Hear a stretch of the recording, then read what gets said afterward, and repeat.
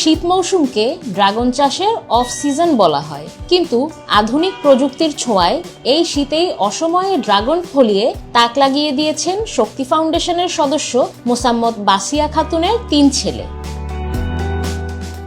আমরা এমন একটা সময় আসছি যখন আসলে আমাদের দেশে ড্রাগন উৎপাদন হয় না, কিন্তু আমাদের সোহেল ভাই তিনি আধুনিক প্রযুক্তিতে এই শীতের মৌসুমেও ড্রাগন উৎপাদন করেন। তো আমরা ওনার কাছ থেকে জানবো কি পদ্ধতি অবলম্বন করে উনি ড্রাগনটা উৎপাদন করেন আর কি।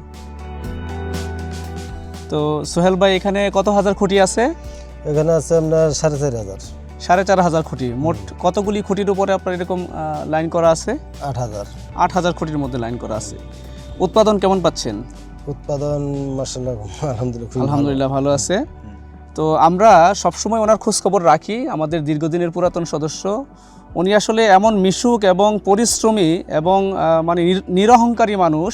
সবসময় উনি এই কাজের সাথে জড়িত থাকেন। আমরা সবসময় ওনার কাছে আসি এবং খোঁজখবর রাখি, ওনার মার্কেটের কি অবস্থা এটাও জানার চেষ্টা করি এবং পরামর্শ দেই যেন সরকারি বেসরকারি কৃষিবিদ এবং কৃষি অফিসার যারা আছে তাদের সাথে যেন যোগাযোগটা উনি রাখেন।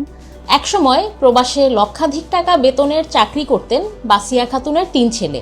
নিশ্চিত আয়, স্থির জীবন, সবকিছু ছেড়ে তারা ফিরে আসেন দেশের মাটিতে। জমি বর্গা নিয়ে শুরু করেন ড্রাগন চাষ। আগে আমি প্রবাসে ছিলাম, কুয়েতে ছিলাম 15 বছর। এই লিক্স আমি ওখান থেকে বিদেশ থেকে থাকাকালীন আমি লিক্স নিছি। এটা এখন করবো সবকিছু প্ল্যান ঠিক করে তারপরে আমি দেশে আসছি। আইসা পরে এটা এখন করছি আর কি। শীতে দিনের আলো কম থাকে, গাছ পর্যাপ্ত আলো না পেলে ফুল আসে না। এই সমস্যা সমাধানে আধুনিক পদ্ধতিতে ব্যবহার করা হয়েছে কৃত্রিম আলো ও তাপ। প্রতিদিন নির্দিষ্ট সময় আলো জ্বালিয়ে গাছকে দীর্ঘ দিনের অনুভূতি দেওয়া হয়। লাইট লাগাইলে এটা আলোতে আপনার ওই ফুল চলে আসে। শীতের সময় কুশি আসে, কিন্তু কুশির পরিবর্তে আপনার ওই ড্রাগন আসতেছে। কুশিও আসে কিন্তু ড্রাগন আসতেছে। দিনের দৈর্ঘ্যটা কমে গেলে পরে তখন ড্রাগন আসা বন্ধ হয়ে যায়। এটা দিনের দৈর্ঘ্য বাড়ানো এই লাইটে সানের থেকে পরে লাইটের ইনপুট করে আই না পরে আবার নিজেই লাগাইছি। শুধু আলো নয়, নিয়মিত পরিচর্যা, সঠিক সময়ে সার প্রয়োগ এবং রোগবালাই হলে দ্রুত ব্যবস্থা নেওয়াই এই সফলতার মূল চাবিকাঠি। ড্রাগন চাষের পাশাপাশি তারা পেয়ারা চাষ করছেন। এছাড়াও রয়েছে গরু ও মুরগি পালন। একাধিক আয়ের উৎসে স্বাবলম্বী হয়ে উঠেছে পুরো পরিবার। এই সফলতার পেছনে গুরুত্বপূর্ণ ভূমিকা রেখেছে শক্তি ফাউন্ডেশনের পরামর্শ ও মাঠ পর্যায়ের সহায়তা। প্রথমে খুঁটি গাড়ার পরে চারা গাড়া মানে খুঁটি গাড়ার পরে এটা আমি ভিত তৈরি করি।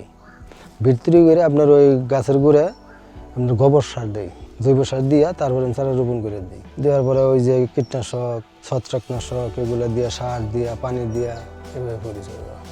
এটা মাটির যে রস না থাকলে পরে আমরা দিই, রস যদি থাকে তাহলে পরে আর ওটা দেওয়া লাগে না। প্রবাস ছেড়ে দেশের মাটিতে ফিরে আধুনিক প্রযুক্তি কাজে লাগিয়ে অসময়ে ড্রাগন ফলিয়ে উদাহরণ তৈরি করেছেন বাসিয়া খাতুনের পরিবার। তাদের এই সফলতা প্রমাণ করে সঠিক জ্ঞান, প্রযুক্তি আর পরিশ্রম থাকলে কৃষিতেই গড়া যায় টেকসই ভবিষ্যৎ।